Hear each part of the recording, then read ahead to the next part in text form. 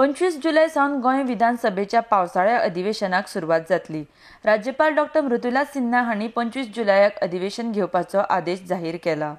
25 जुलयाक सुरू जावपी हे अधिवेशन 12 ऑगस्ट मेरेन चलतलें।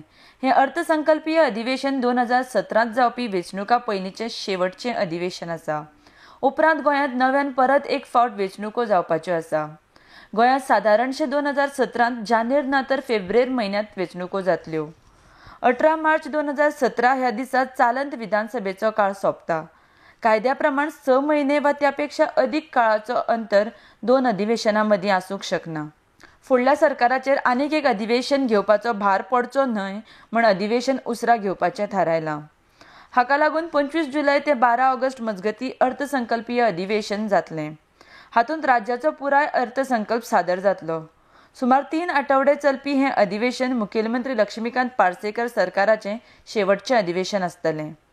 ह्या अधिवेशनांत मार्च म्हयन्यांत मुखेलमंत्री लक्ष्मीकांत पार्सेकर हांणी 2016 ते 2017 वर्सा खातीर सादर केल्ल्या अर्थसंकल्पाचेर चर्चा जातली।